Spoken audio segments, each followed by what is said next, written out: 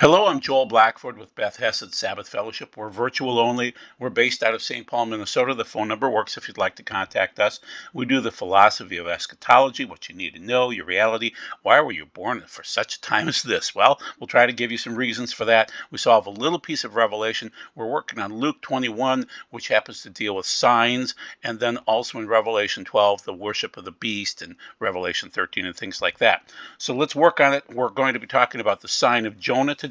We had the sign of Salem 7 years ago, and now on April 8th, which is Aviv 1, which is a huge day of 2024, we will have this eclipse coming through, a solar eclipse. So let's talk about it. We did talk about it last Thursday night, and we had a very interesting guest on, and that was Rachel Baxter.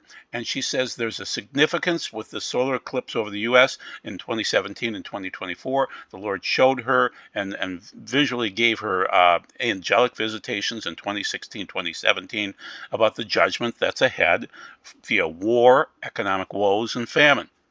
So once again, we have these 7 locations named Nineveh that the asteroid will be crossing. So the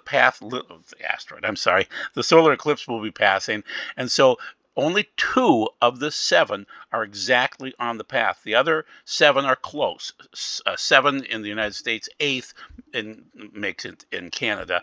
But anyway, the point is the 2 out of the 7, that sounds like Revelation 2 and 3, where you have 2 of the cities receiving blessing out of the 7. So it's very interesting. So these are Nineveh in these 7 states, and it lists the counties there. It's very difficult to read this, but it is intriguing that 2 of the 7 are on the exact path, and the other 7 are real close, or the 8th with Canada are really, really close. So it's a Nineveh this time, which is the sign of Jonah. And we've had eclipses before. We've had them 7 times now since the 1776 when we formed our nation. So we had them during war times, these eclipses, these solar eclipses, in 1778 and 1780. That's during the Revolutionary War time frame. Then 1860, 1869, and 1878. Those are during the Civil War time frame, 1970, 1979, basically the Vietnam War era. And so this is the first total solar eclipse exclusive to the United States since before the nation's founding in 1776. That's a slide from Mark Biltz at El Shaddai Ministries. And so it's very interesting that we had the first one coming through, and those were Salem locations. And now this is going to be, and that was in 2017. Now in 2018, it's going to be Nineveh and a sign of Jonah. So we'll talk about that too. So once again, 7 Salems on the last one, 8 Ninevehs this time, and they will both cross in Little Egypt, which is very interesting too. So that's in Illinois, southern Illinois, which seems to be the area of Illinois that's like Little Egypt. So this is what is the next eclipse.com, talking about Carbondale. Near Carbondale, you'll have this Little Egypt area that is the crossing. There's a picture down below of how eclipses work, whether it's the moon in front of the Earth or the moon behind the Earth, depending upon solar eclipse or a lunar eclipse. Very interesting to study that out. Obviously, God created the Earth and the moon to be exact sizes so that you'd have those 2 types of eclipses occurring. And so from what I understand, the Earth is 400 times larger than the moon, which makes things work out perfectly. And obviously, God designed it. So once again, in the 2017 eclipse, it went through 7 cities named Salem, shortened name for Jerusalem. And this 2024 eclipse goes through 8 cities named Nineveh. Nineveh was the city Jonah was sent to get the people to repent. 7 Salems and 8 Ninevehs. 7 means completion in his world. 8 means new beginnings. Yes, technically you could argue that. And so there are other cycles going on too. The cicadas will be emerging. This is the first time the 13 and the 17 year broodings will occur and will emerge at the same time. So there could be a horde coming out in the Little Egypt area. So it's almost biblical, isn't it? Very interesting. So once again, this will be in April. And it will be during Nisan 1, and so you can see the eclipse there between the 8th and the 9th there, and then you've got other fasts and other things going on. Technically, this is the time when Moses would set up the tabernacle. on Nisan 1. So it's very interesting. And also, you'll notice that the pagans will be worshiping. I'll explain that as we get to the last couple of slides. So this is from El Shaddai again, defeating Amalek. And so he thinks it's written in the stars. And also, there will be many other signs, many Luke 21 type signs that will be going on. So Mark talks about anti-Semitism, ethnic cleansings going on across the world, political, and God's judgment, and Iran's involved in this, and Amalek. And Mark is correct. This is from Mark again from El Shaddai, that it's going to be a busy year, that there is unrest worldwide. And you know that already. So thank you, Mark, for pointing that out. So what are we doing today? We are talking about these eclipses and other signs. There are many signs that I overlooked. And I'll be honest with you, I looked at this and I said, so what? It's another eclipse. And nothing happened really in 2017. So what's so big about this time? Well, let's look at all of the signs in totality. So once again, God gives us these signs for a reason. So in Genesis 1:14, he says, let them be for signs, otot, and for seasons, moedim, and for days, yamim, and shanaim, and that would be years. So he has them set up for a reason. He has his calendar all set up each year to match up with this. And so each day is 29 days. I mean, each month is 29.053 days. And it all seems to harmonize beautifully into these schedules each year. And we repeat and we read the Torah each year and things like that. So it's just interesting. We're on a pagan calendar, unfortunately, in the United States, but God's calendar works and it harmonizes beautifully. And he has reasons for these new moons and full moons and other things like that. So also keep in mind that a full moon must occur on an eclipse of the moon must occur on a full moon, and that a new moon would allow for a solar eclipse. So it's just interesting how he marks those things out in his calendar, and we observe them, and we wonder. So 2017, you see the pathway of that, and then 2024, you see the opposite pathway. That actually looks like a paleo tav, the last letter of the Hebrew language. And so it shows the three different tavs. It shows the cross, basically, the turned cross, and then the Babylonian script, which would be the modern day tav. And then the aleph is if you add in all of the eclipses from 2017, from 2021, from 2023, and 2024, it looks like a paleo aleph. It just does. And so an aleph is silent. It's supposed to look like a bull. And so it's just, these are signs that are interesting. This is conjecture, but it is quite interesting to have the tav and the aleph in the sky over America 7 years apart. And it's actually more intriguing than just 7 years. I'll show you that slide after this. So once again, Nineveh, Texas, Nineveh, Missouri, Nineveh, Indiana, Nineveh, Ohio, Nineveh, Pennsylvania, Nineveh, Virginia, Nineveh, New York, and Nineveh, Nova Scotia. Very interesting to see that. Once again, 2 of 7. Sounds like Revelation 2 and 3 with the 2 cities that receive the blessings. And also the sign of Jonah is technically 3 days in the beast, we'll call it. It was a fish of some sort. And Yeshua does cite that in Matthew 12. But is it also a sign in the sky? And I'll try to show you that slide in a couple of slides here. So the Torah teachers came up and said, Rabbi, we want to see a miraculous sign from you. He replied, a wicked and adulterous generation asks for a sign. No, none will be given but the sign of the prophet Jonah. But just as Jonah was 3 days and 3 nights in the belly of the sea monster, so will the Son of Man be 3 days and 3 nights in the depths of the earth. But there might have been another sign in addition to that. The people of Nineveh will stand up at the judgment of this generation and condemn it, for they turned from their sins, Nineveh did, to God when Jonah preached. But what is here now is greater than Jonah, so Yeshua. The queen of the south will stand up at the judgment of this generation, with this generation, and condemn it, for she came from the ends of the earth to hear the wisdom of Solomon. But what is here now is greater than Shlomo, which is Yeshua. So it's just interesting. The sign of Jonah could also be lunar or solar or something like that. So this is from a scholar named Tom Hobson. and we're awaiting the eclipse of 2017, he says. And then, so we had that total solar eclipse on June 15th of 763, fits the time frame of the life and career of Jonah.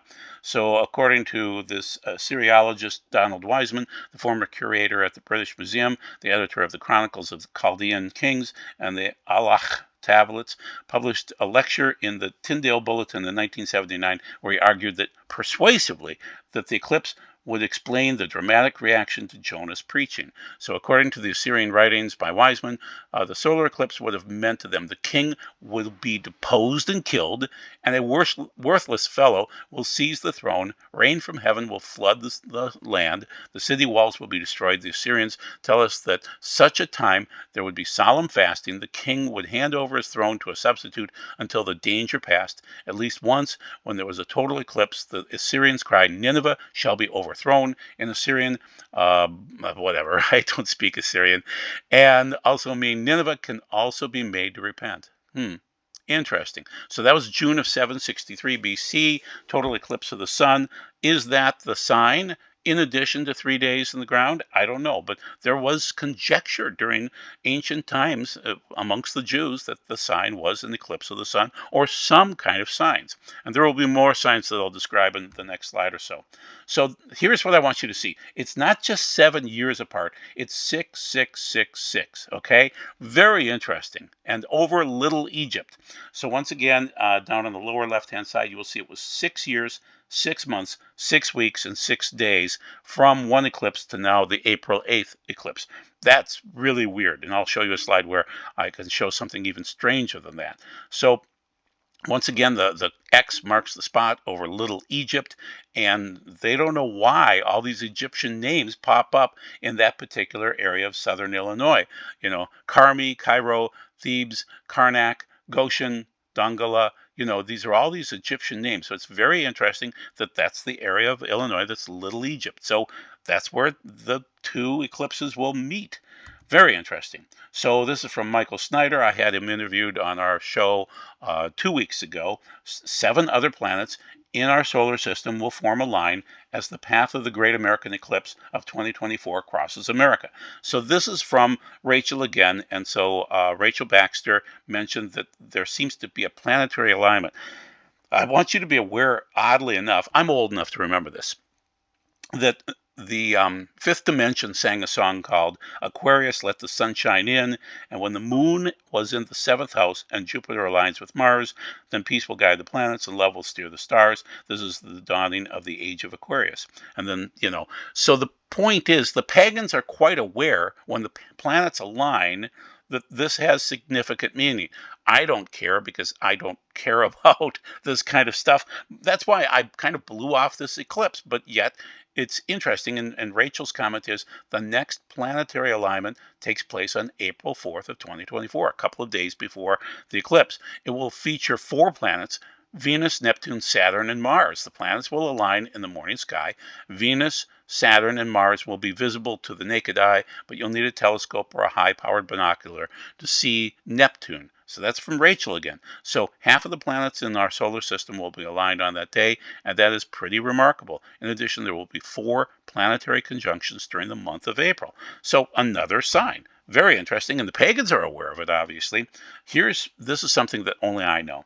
So if you go from 8/5 of 70, which is Av 9 of 70 Common Era, to 1895, which is the time when Theodore Herzl looked up and realized we can't survive in France anymore. The Dreyfus Affair was going on, and so, and this is described by Rabbi Menachem Cohen in his book Prophecies for the Era of Muslim Terror.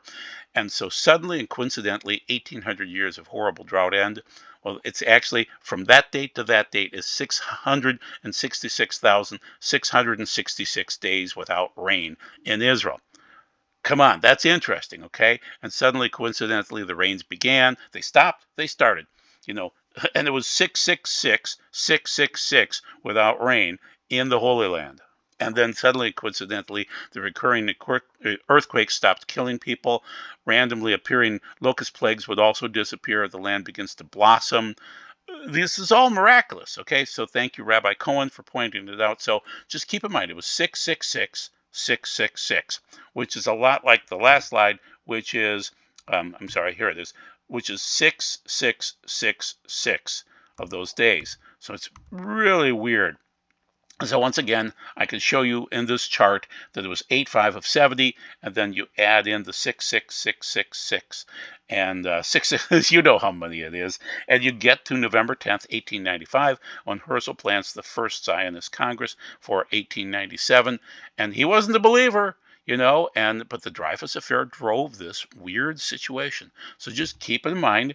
Then we have a comet coming up here too. So it's 12P Pons Brooks, and that's going to be showing up just about the same time as the eclipse. And it could be green, which is kind of a sign of the fourth seal. And so just expect to see that coming up too. So here's Pons Brook comet due April 2024. It's got a 71-year orbit. And it was first sighted in 1812, which is the year that we had the New Madrid Fault break open and have a horrible earthquake, 1811, 1812. So it's just very, very interesting. More signs, more planets aligning. And when the planets align, you will see more earthquakes. So just keep that in mind. And that's kind of a picture of Pons Brooks and then all of the planets aligning. Just the pagans notice it. I didn't think anything of it until I did the research. And then this is from Chuck Missler, who died many years ago. This is a report from 2013 that he thought that there is a Passover connection to obviously Moses leaving with the children of Israel into the wilderness, leaving Egypt, but also it seems like on Passover night of March 20th, 701 BC, the angel dramatically destroyed 185,000 of the Assyrians, and this catastrophic event seems to be the anniversary of the Passover of Egypt. So the people kind of knew this. They were expecting it. And it's a full moon in both cases, okay? So full moon judgment is meted out. New moon seems to be when the warnings occur. Full moon judgment meted out. So just note it. Be aware that there are these cycles and they seem to happen. And Missler points it out. So these signs are biblical. They also seem to have, in this case, Missler's going to point out that the planet Mars, every 108 years, has a pass-by, and it's tied to a significant series of catastrophic intrusions that ultimately resulted in Mars being worshipped. And so we'll get to the worship thing coming up here. I'll show you that in the last couple of slides. So what we're going into right now is the world being divvied up by the Russian bear, by Iran, and by China, but also North Korea. They play a part in this too. So thank you, John Haller, for pointing out that slide. So wars are due, and they'll be divvying up the world. So one of the guys that's been chronicling this is Stan Johnson. I just want you to see this slide because the next video that I'm going to do is going to be on Dmitry Duduman and Michael Boldea. And so Dmitry Duduman predicted that certain horrible things would happen to the United States, and they seem to be occurring. And I'll be able to show that to you next week. But I want you to see this about Stan. I'm not a fan of Stan, but yet I'm thrilled that he had Dmitry Duduman and Michael Boldea on his outreach years ago, 30, 40 years ago. But just be aware, I'm the guy that says the seals are open. This is Stan incorrectly citing people that are not prophets. I do not believe Terry Bennett is a prophet. He says the first seal is opened. Byron Searle definitely is not a prophet because he was so wrong in my situation with Beth Hesed. So he says the fifth seal is open, but Byron's always wrong. Vicky Parnell, I don't think she might be a prophet, but she's a false prophet. The first six seals have been opened, and in time will be fulfilled. The tribulation is longer than 7 years. I mean, all of this stuff is not going to happen. All of these three people are wrong. So be aware of that. Stan is always spitballing. That's just what he does. But he did bring us Dmitry Duduman and Michael Boldea. So I want to give street credit to those guys, and I wish Stan would get his act together. Okay, so what's coming up? This is going to be Aviv 1. 4/8 of 2024, there will be worship occurring, okay? And it'll be similar to Babylon. So there's the Babylonian side of the left there and the throne of Satan. Then it was moved to Pergamum, and you see the seat of Satan there. And Yeshua describes this in Pergamum in Revelation 2:13.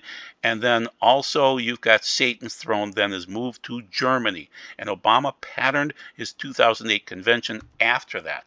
So it's also patterned similar to the gate, the Quadriga gate in Brandenburg Gate in Berlin, Germany, where you've got the four horsemen of the apocalypse, you know, the four horses. And so that's Brandenburg Gate, and it's tied into wickedness, and it's tied into this odd worship in Asia Minor too. So in oh, I'm blanking on the city now. So anyway, the point is that this is Berlin, and this is a picture, a scene from no, this isn't the scene from, but Obama went to Germany to worship on 4/6 of 19, which is Nisan 1, Aviv 1. It's the throne of Satan. He went there, and so just like Pergamos, where I'm blanking on his name. I'm having problems finishing the video here. So anyway, the murder of Antipas. Antipas was killed in that particular city, and Obama is worshiping in much the same manner in Denver, which is a wicked city too, back in 2008. So continuing on.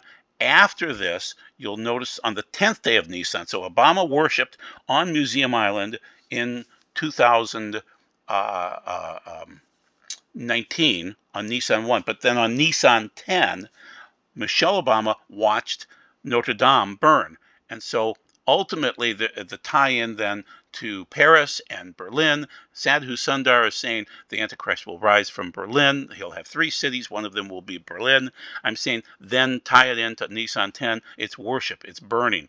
It's the inspection of the Lamb, and it's literally a burning sacrifice to their gods, Obama and Michelle's gods. So here is Berlin, and this shows the Brandenburg Gate, the Reichstag, the throne of Satan on Museum Island. Up above there, Obama's speech was on the island, and he also met at the Quadriga rather. And so it's all worship, guys. It's all worship, and it was always tied into worship. And so he worshiped back in 2019. So I'm telling you, based on what I'm seeing, that you will have these pagan leaders worshiping on Nisan 1, which is April 8th of 2024. They'll be worshiping. So what does it all mean? It means that we're in the birth pangs. I believe we're in the fourth seal. We are not in the tribulation. We're not in the great tribulation, but we are starting to watch the leaders of the world worship again, just like in 2019. And you need to work on you and your family. Clean garments. You can't be naked. You have to have clean garments. This wedding is going to occur in some fall holiday. Rosh Hashanah, Yom Kippur, Sukkot. It's a wedding. Get ready for it. Get your garments clean. That means repentance and faith. So thank you very much for your time, and we'll meet again next week. God bless. Bye.